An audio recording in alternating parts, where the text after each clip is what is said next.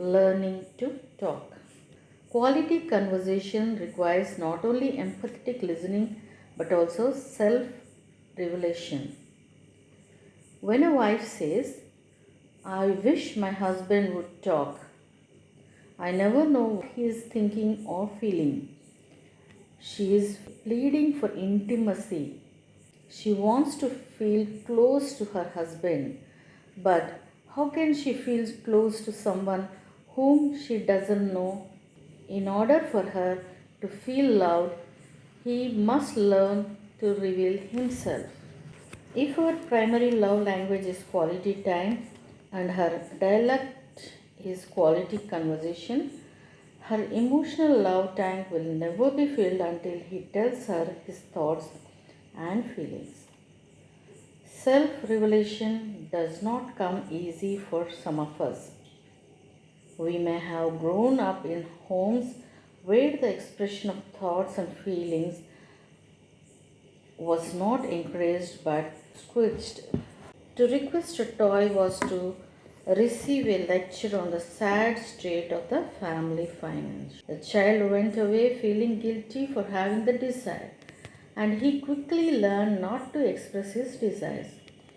When he expressed anger, the parents responded with harsh and condemning words.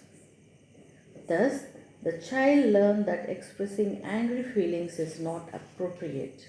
The child was made to feel guilty for expressing disappointment at not being able to go to the store with his father.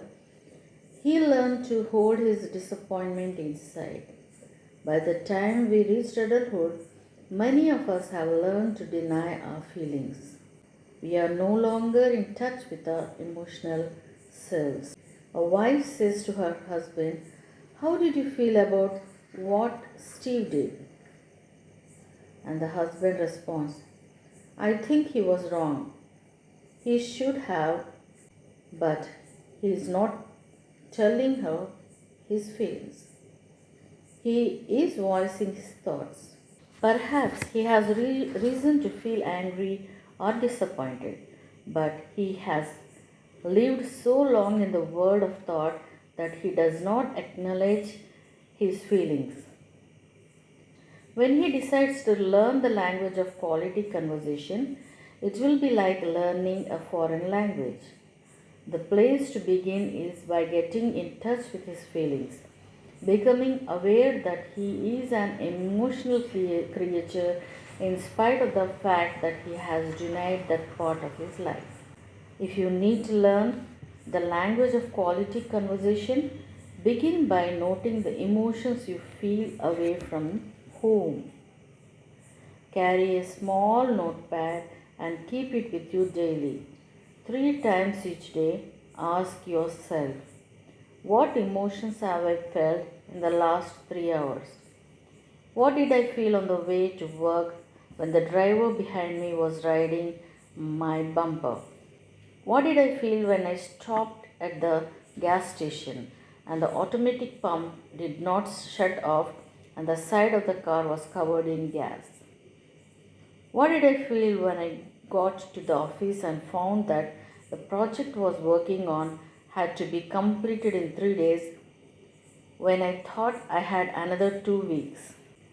Write down your feelings in the notepad and a word or two to help you remember the event corresponding to the feeling. Your list may look like this: event, feelings, tailgater, angry, gas station, very upset, work project due, frustrated and anxious. Do that exercise 3 times a day and you will develop an awareness of your emotional nature. Using your notepad, communicate your emotions and the events briefly with your spouse as many days as possible. In a few weeks, you will become comfortable expressing your emotions with him or her, and eventually you will feel comfortable discussing your emotions toward your spouse, the children, and events that occur within the home. Remember, emotions themselves are neither good or bad. They are simply our psychological responses to the events of life. Based on our thoughts and emotions, we eventually make decisions. When the tailgater was following you on the highway and you felt angry, perhaps you had these thoughts: I wish he would lay off. I wish he would pass me. If I thought I wouldn't get caught, I'd press the accelerator and leave him in the twilight. I should slam on my brakes and let his insurance company buy me a car. Maybe I'll pull off the road and let him pass. Eventually, you made some decision, or the other driver backed off, turned, or passed you, and you arrived safely at home. In each of life's events, we have emotions, thoughts, desires, and eventually actions. The expression of that process is called self revelation.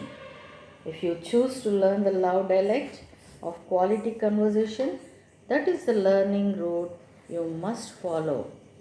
Dead seas and babbling brooks. Not all of us are out of touch with our emotions, but when it comes to talking, all of us are affected by our personality. I have observed two basic personality types. The first I call the Dead Sea. In the little nation of Israel, the Sea of Galilee flows south by way of the Jordan River into the Dead Sea. The Dead Sea goes nowhere. It receives, but it does not give. This personality type receives many experiences, emotions, and thoughts throughout the day. They have a large reservoir where they store that information, and they are perfectly happy not to talk. If you say to a Dead Sea personality, "What's wrong? Why aren't you talking tonight?" he will probably answer, "Nothing's wrong." What makes you think something's wrong? And that response is perfectly honest.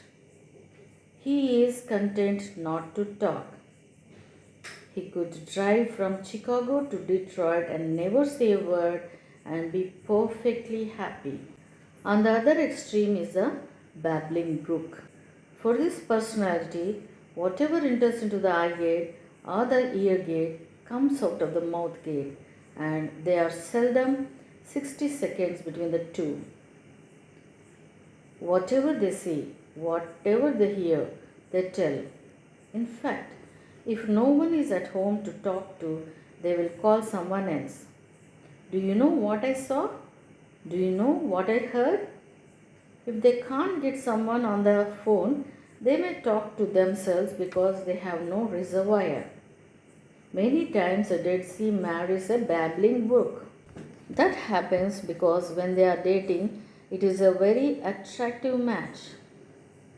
If you are a Dead Sea and you date a babbling brook, you will have a wonderful evening. You don't have to think, how will I get the conversation started tonight? How will I keep the conversation flowing? In fact, you don't have to think at all. All you have to do is nod your head and say, "Ah," and she will fill up the whole evening, and you will go home saying, "What a wonderful person," on the other hand. If you are a babbling brook and you date a Dead Sea, you will live an equally wonderful evening because Dead Seas are the world's best listeners. You will babble for 3 hours.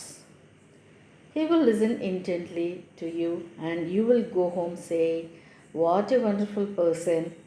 You attract each other. But 5 years after marriage, the babbling brook wakes up one morning and says, "We have been married 5 years. I don't know him." The Dead Sea is saying, "I know her too well. I wish she would stop the flow and give me a break." The good news is that Dead Seas can learn to talk and babbling brooks can learn to listen. We are influenced by a personality but not controlled by it. One way to learn new patterns is to establish a daily sharing time in which each of you will talk about three things that happened to you that day and how you feel about them. I call that the minimum daily requirement for a healthy marriage. If you will start with the daily minimum, in a few weeks or months, you may find quality conversation flowing more freely between you. Quality activities. In addition to the basic love language of quality time, or giving your spouse your undivided attention, is another dialect called quality activities. At a recent marriage seminar, I asked couples to complete the following sentence. I feel most loved by my husband or wife when dash. Here is a response of a 29-year-old husband who has been married for 8 years. I feel most loved by my wife when we do things together.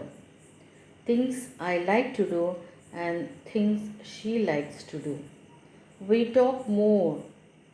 It's sort of feelings like we are dating again.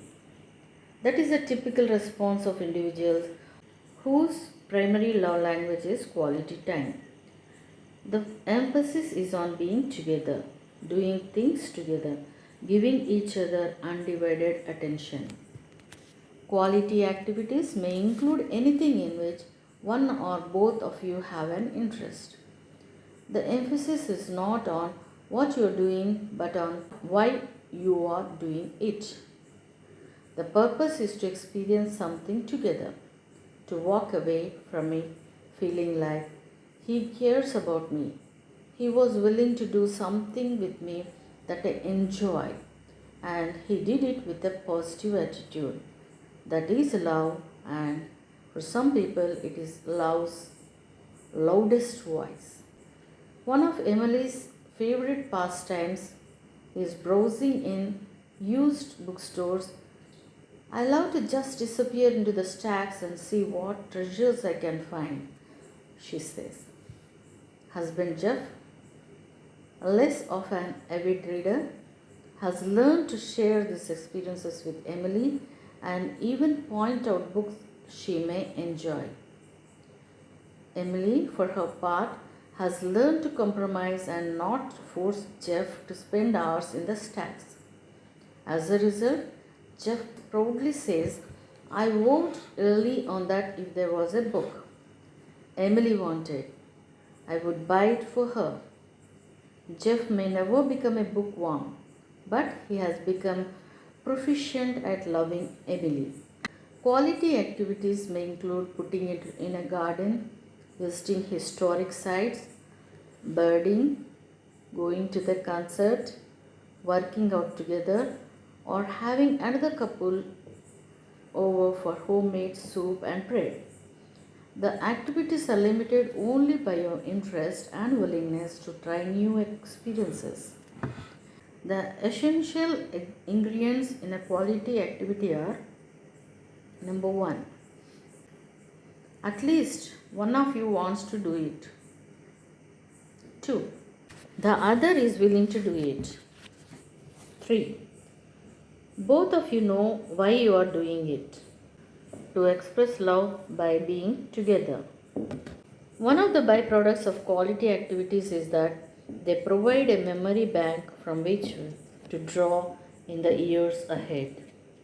Fortunate is the couple who remembers a foggy early morning stroll along the coast, the spring they put in a prairie garden, the day they revisited their childhood neighborhood, the night they attended their first major league baseball game together, the one and only time they were skiing together and he broke his leg, the quiet times of working side by side at night in their home office, and Oh, yes, the awe of standing beneath the waterfall after the 2 mile hike.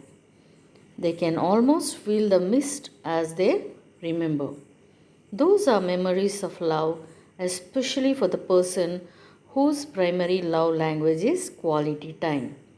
And where do we find time for such activities? Especially if both of us have occasions outside the home. We make time just as we make time for lunch and dinner. Why? Because it is just as essential to our marriage as meals are to our health. Is it difficult? Does it take careful planning? Yes. Does it mean we have to give up some individual activities? Perhaps. Does it mean we do some things we don't particularly enjoy? Certainly. See Jeff and Emily. Is it worth it? Without a doubt. What's in it for me? The pleasure of living with a spouse who feels loud and knowing that I have learned to speak his or her love language fluently. A personal word of thanks to Mark and Andrea in Little Rock, who taught me the value of love language number 1, words of affirmation, and love language number 2, quality time. Now it's on to Chicago and love language number 3. Your turn. What in your marriage detracts from spending quality time?